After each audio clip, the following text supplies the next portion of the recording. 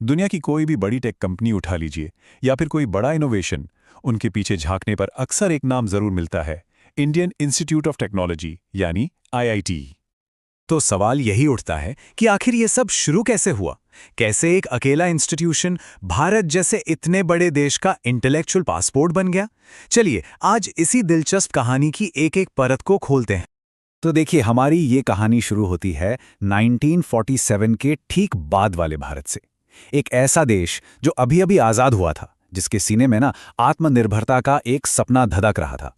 लेकिन उस सपने को हकीकत बनाने के लिए जो जरूरी टेक्निकल स्किल्स थी, उनकी बहुत भारी कमी थी। जरा सोचकर देखिए, 1946 का भारत दिखता कैसा था। एक तरफ हमारे उद्योग कमजोर थे, टेक्नोलॉजी तो समझिए ना के बराबर थी और ट्रेंड इंजीनियर्स मुट्ठी भर थे, और दूसरी तरफ था एक बहुत बड़ा सपना कि हमें वर्ल्ड क्लास इंजीनियर्स तैयार करने हैं, भारत का अपना एमआईटी बनाना है और टेक्नोलॉजी में पूरी तरह से आत्मनिर्भर बनना है। और जानते हैं, इसी सपने को हकीकत में बदलने का जिम्मा किसने उठाया? सरकार समिति ने। उनकी सिफारिश बिल्कुल साफ थी, देश के चारों कोनों में 4 वर्ल्ड क्लास इंजीनियरिंग संस्थान बनाए जाएं। और बस यही वो पहला सबसे मजबूत कदम था जिसने आईआईटी की नींव रखी।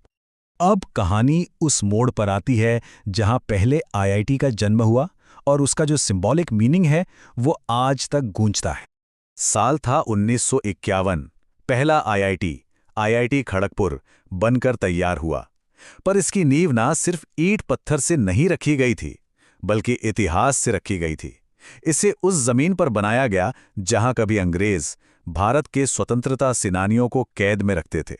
वो जगह थी हिजली डिटेंशन कैंप। एक बार सोच कर देखिए, जिस जगह पर कभी आजादी के सपने कैद होते थे, अब वहीं पर देश का भविष्य गढ़ा जाना था। ये एक प्रतीक था अंधेरे से उजाले की तरफ जाने का। और शायद इसीलिए प्रधानमंत्री जवाहरलाल नेहरू ने इसके उद्घाटन पर इसे सिर्फ एक कॉलेज नहीं कहा, बल्कि इसे आधुनिक भारत का मंदिर का दर्जा दिया। और देखिए, ये सिर्फ एक मंदिर की कहानी नहीं थी, ये तो एक पूरी सीरीज की शुरुआत थी। जल्द ही इंटरनेशनल कोलैबोरेशन से आईआईटी बॉम्बे, फिर मद्रास, कानपुर और दिल्ली भी खड़े हो गए। और आज तो ये कारवां बढ़कर पूरे भारत में फैले 23 आईआईटीज तक पहुंच चुका है।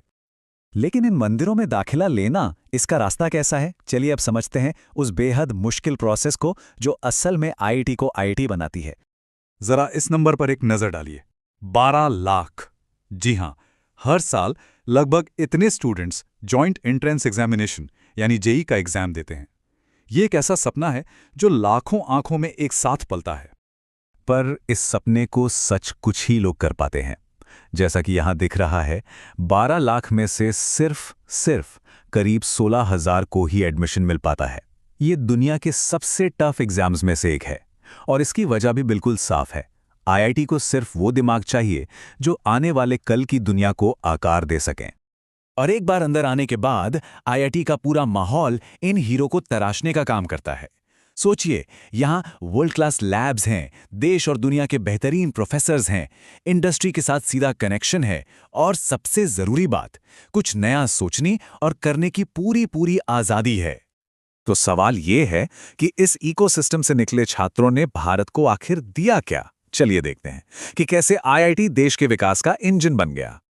चाहे आईएसआरओ के चंद्रयान और मंगलयान मिशन के पीछे के दिमाग हों, या डीआरडीओ के डिफेंस सिस्टम बनाने वाले हाथ, डिजिटल इंडिया की रीढ़ की हड्डी एआई और रोबोटिक्स हों, या फिर देश के आधुनिक हाईवे, हर जगह आईआईटी की छाप मिलेगी।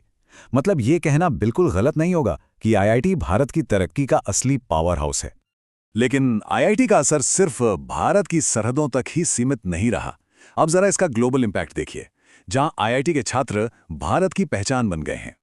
गूगल के सुंदर पिचाई, आईबीएम के अरविंद कृष्णा, इन्फोसिस के नारायण मूर्ति, या फिर ओला और फ्लिपकार्ट जैसे बड़े बड़े स्टार्टअप्स को खड़ा करने वाले एंटरप्रेन्योर्स, इन सब में एक बात कॉमन है, आईआईटी। आज सिलिकॉन वैली से लेकर दुनिया के हर बड़े बिजनेस हब तक आईआईटी के एल्यूमिनाई ही इनोवेशन को लीड कर रहे हैं।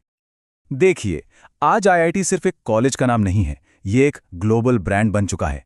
एक ऐसा ब्रांड जिसका पूरी दुनिया सम्मान करती है। दुनिया की टॉप यूनिवर्सिटीज इनके साथ पार्टनरशिप करना चाहती हैं, और बड़ी बड़ी कंपनियां यहां से टैलेंट हायर करने के लिए लाइन में खड़ी रहती हैं। आईआईटी सच में दुनिया के लिए भारत का इंटेलेक्चुअल पासपोर्ट बन चुका है। तो एक डेवलपिंग नेशन से एक ग्लोबल टैलेंट पावर हाउस बनने का ये सफर वाकई में शानदार रहा है। लेकिन कहानी अभी खत्म नहीं हुई है। अब आईआईटीज के लिए अगला पड़ाव है एआई, स्पेस और डीप टेक जैसी फ्यूचर टेक्नोलॉजीज में दुनिया को रास्ता दिखाना। और इस नए चैप्टर के हीरो भी यहीं से निकलेंगे, क्योंकि जैसा कि कहा जाता है, आईआईटीज सिर्फ इंजीनियर नहीं बनाते, वो भविष्य बनाते हैं।